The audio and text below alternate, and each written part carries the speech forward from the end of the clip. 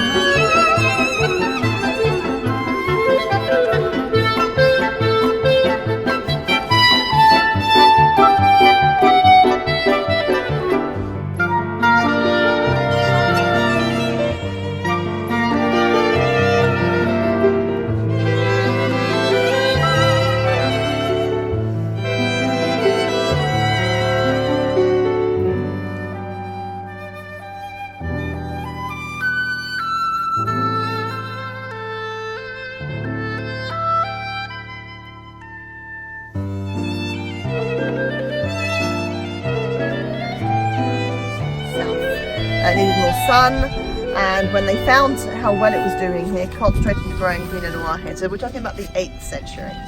But there are only 2 areas that were growing Pinot Noir at that time. This hillside here, which belongs to the King Charlemagne, and the hillside and the wines are named after him today. And there's an area close to Dijon, in Gevrey-Chambertin, that also had a piece of land growing Pinot Noir. The monks acquired land from the nobles, from the lords. In the Catholic religion, people believed they could buy their way into heaven, so exchanged land very often for prayers. You can't? Asking for pardon. That's a shame. No. So this is how the monks acquired so much land. But it wasn't until the 11th century where the Cistercian monks settled here, close to Nuits-Saint-Georges, which is close to Dijon. And they really developed the growing of Pinot Noir here. And wherever they found areas where Pinot Noir was still struggling a little bit, maybe a little bit too cold, too damp, well, they grew Chardonnay.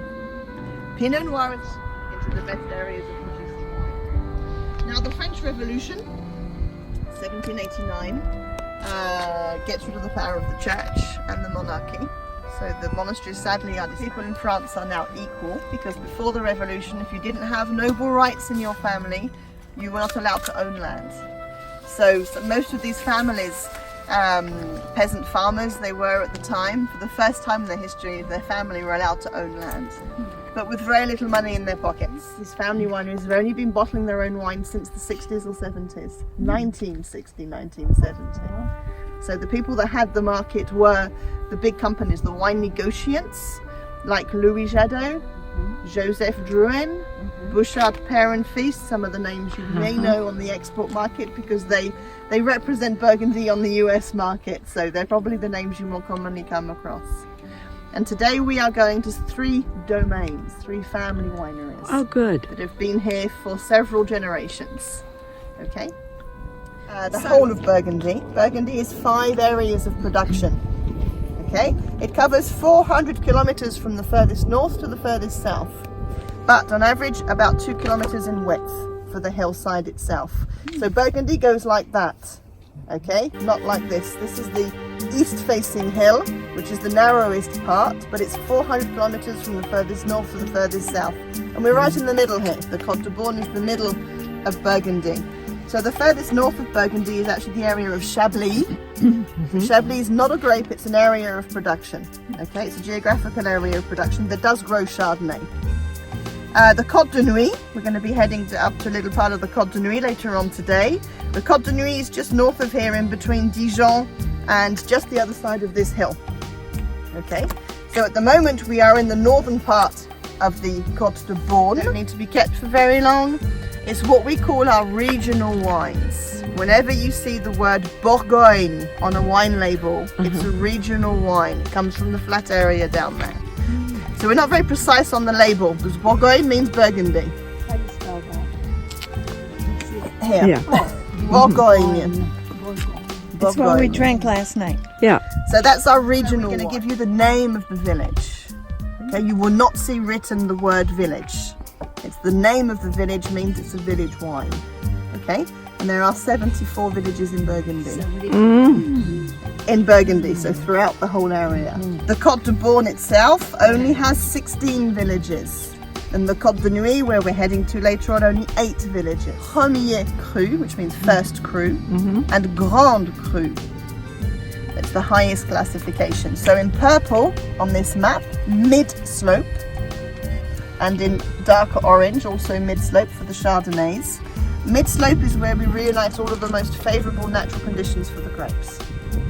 Types and depth of soil. We have a better proportion of clay to limestone. The vines are much more stressed. There's always a breeze here as well, you can feel it today.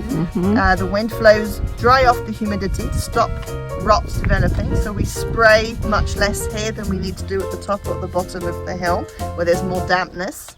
The exposure to the sun, we like the morning sun, the eastern face, because the morning sun also dries the humidity, and we call the morning sun the ripening sun, the afternoon sun, because each field at this height of the hill makes a different wine, because the roots are going so deep, 20 meters down to the water table. And the roots don't go like that. They try and find the natural way down. So it might be 100 meters of roots going down 20 meters distance. So imagine everything that's in your glass of wine. A lot of information. Carries the information of the field. That's what we say when we're talking about Premier cru. And now the Grand Crus are very rare. It's actually less than 2% of the total production of Burgundy is classified Grand Cru. They are the most exceptional pieces of land recognised here for hundreds of years to make the top quality of grapes. Not every village has a Grand Cru. There are only 33 fields in Burgundy classified Grand Cru. Most of them are in the Côte de Nuit. We'll have a quick look at the Côte de Nuit map in a second. For the Côte de Born, so this area here that's in yellow and red happens to be that hillside that's behind us there. Okay, with the trees on the top. This hillside is entirely classified Grand Cru, and it's the oldest vineyard in Burgundy. As I said, 8th century. We've had Chardonnay and Pinot Noir growing on that hillside. And so it was one of the first areas to be classified as a Grand Cru, related to the history and the quality of its fruit. In 1934 it became Grand Cru area. The only other area in the Côte de Born that produces Grand Cru is white, not Pinot Noir, it's Chardonnay. It's a little yellow spot down here. In between the villages of Prunay-Montrachet and Chassay-Montrachet, which are just south of Born. Okay, that way. And here you have 5. Goûtons voir si le vin est bon. Goûtons voir, oui, oui, oui. Goûtons voir, non, non, non. Goûtons voir si le vin est bon. Chevalier de la table ronde, goûtons voir si le vin est bon. Chevalier de la table ronde, goûtons voir si le vin est bon. Goûtons voir, oui, oui, oui. Goûtons voir, non, non, non. Goûtons voir si le vin est bon. Goûtons voir, oui, oui, oui. Goûtons voir, non, non, non. Goûtons voir si le vin est bon. J'en boirai 5 à 6 bouteilles, une femme sur les genoux.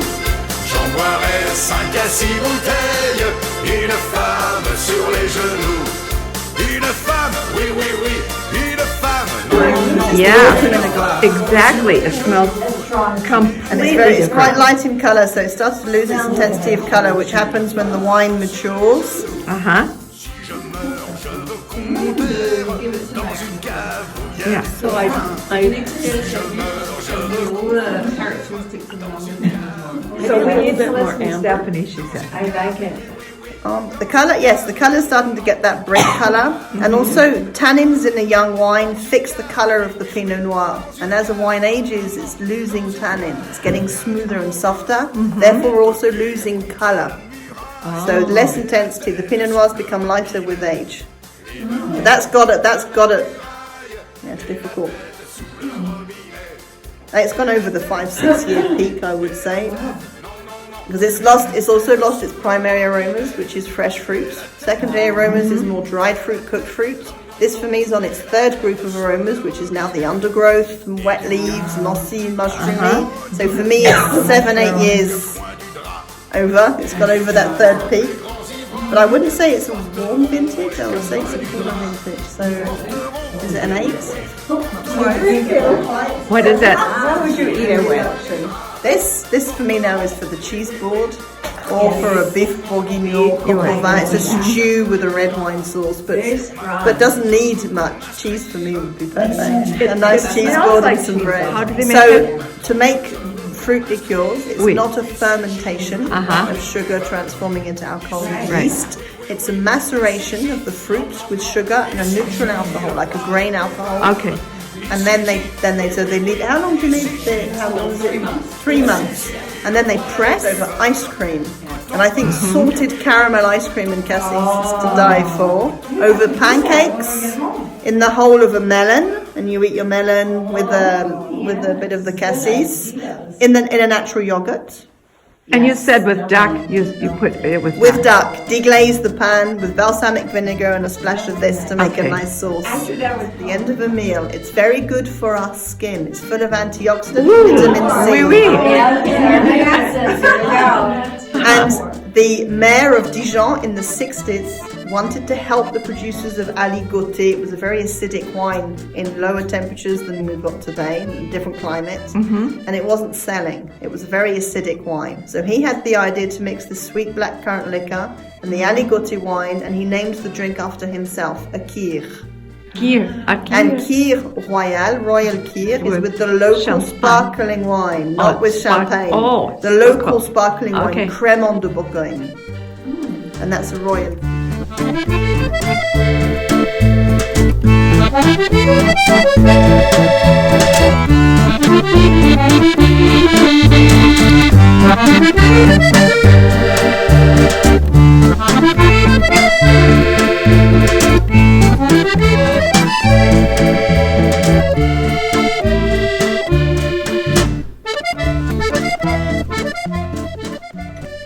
Hill, but a much shorter hillside. It was much wider if we put them side by side.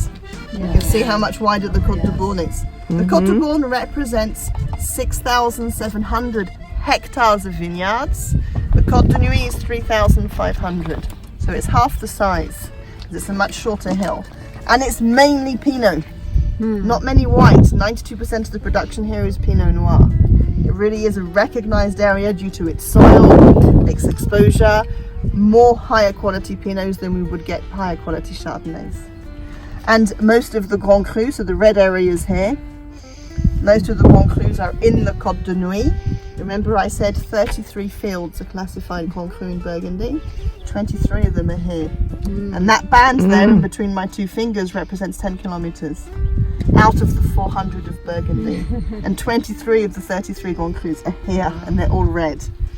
So all of these field names you can see on the map correspond to a different Grand Cru. Therefore on the label, we no longer give you the name of the village, we only give you the name of the field. She's won twice the trophy of the best young talent of Burgundy, winemakers. Her name is Alice? Alice, the daughter's name, yeah.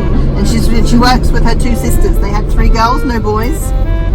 So Alice, the middle daughter, is the winemaker, and her 2 sisters help her with everything else, the administration and sales and everything else. And all the husbands are involved now as well, so it truly is a family business. And And the parents are still alive, so Bernard and Armel might be around. Bernard's officially retired now since last year, but still, you know, difficult to retire at 100%. And this family, they're also truffle producers. So Armel, the mother, she raises and breeds her own truffle hunting dogs. Et je suis fier, et je suis fier, et je suis fier d'être bourguignon. Et je suis fier, et je suis fier, et je suis fier d'être bourguignon. Au pied d'une vigne, je naquis un jour d'une mère digne de tous mes amours. Depuis ma naissance, elle m'a nourri. En reconnaissance, moi je la chéris. Joyeux enfant de la Bourgogne, je n'ai jamais eu de guignon. Quand je vois rougir ma trogne, je suis fier d'être bourguignon. Et je suis fier, et je suis fier, et je suis fier d'être bourguignon. Et je suis fier, et je suis fier, et je suis fier d'être bourguignon. Assis sous la treille, plus heureux qu'un roi, toujours ma bouteille à côté de moi. Jamais je m'embrouille, car chaque matin je me débarbouille dans un verre de vin. Joyeux enfant de la Bourgogne, je n'ai jamais eu de guignon. Quand je vois rougir ma trogne, je suis fier d'être bourguignon. Et je suis fier, et je suis fier, et je suis fier d'être bourguignon. Et je suis fier, et je suis fier, et je suis fier d'être bourguignon. Puisque tout succombe, un jour je mourrai. Jusque dans ma tombe, toujours je boirai. Je veux que dans la bière où sera mon corps, on y mette un verre rempli jusqu'au bord. Joyeux enfant de la Bourgogne, je n'ai jamais eu de guignon. Quand je vois rougir ma trogne, je suis fier d'être bourguignon. Et je suis fier, et je suis fier, et je suis fier d'être bourguignon. Et je suis fier, et je suis fier, et je suis fier d'être bourguignon. Et je suis fier, et je suis fier. Hey, you've asked a big chunk of Burgundy. The land, the terroir makes the difference here. Of course the producers make a difference. Of course the climate makes a difference. But the biggest print on the label is what? The land, The land, where the grapes come from. That's what's most important. Canton Charlemagne and Morachet. 3 areas for white Grand Crus only. This is the middle of the 3 areas. It's very dry. It's got a lot of limestone. It's very citrusy.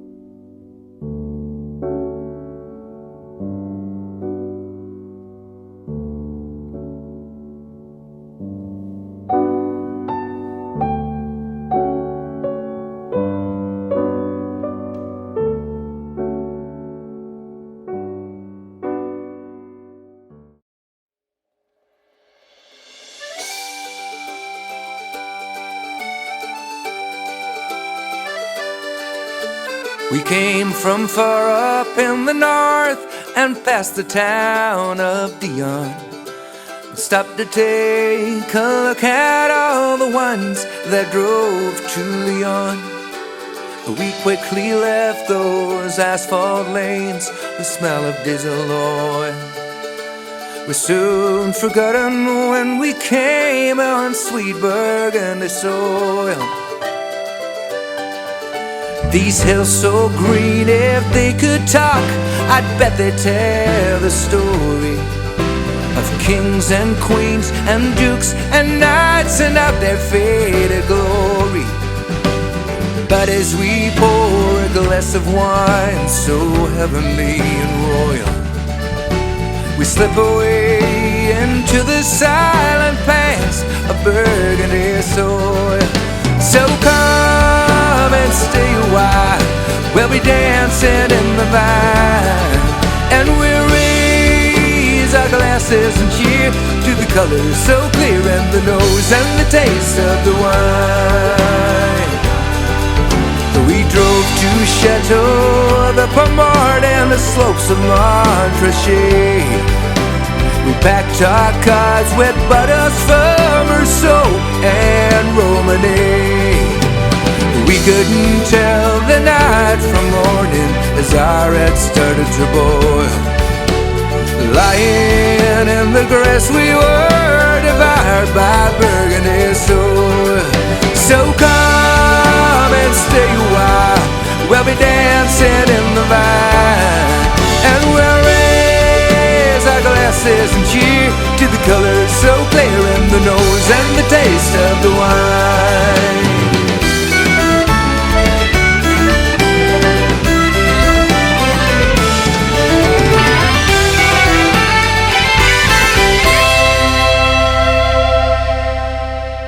So come and stay a while, we'll be dancing in the vine, and we'll raise our glasses and cheer to the colors so clear in the nose and the taste of the wine. So come and stay a while, we'll be dancing in the vine, and we'll raise our glasses and cheer to the colors so clear in the nose and the taste of the wine.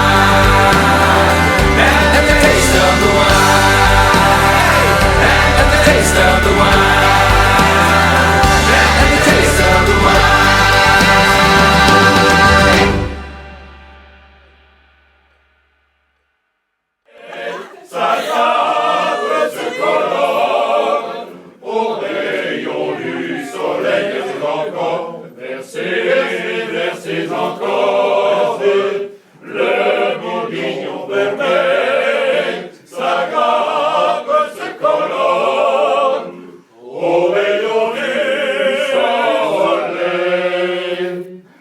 Par toute la terre, il sera toujours le vin qu'on préfère pour boire aux amours. D'une vigne je naquis un jour, d'une mère digne de tous mes amours. Depuis ma naissance, elle m'a nourri, en reconnaissance, moi je la chéris.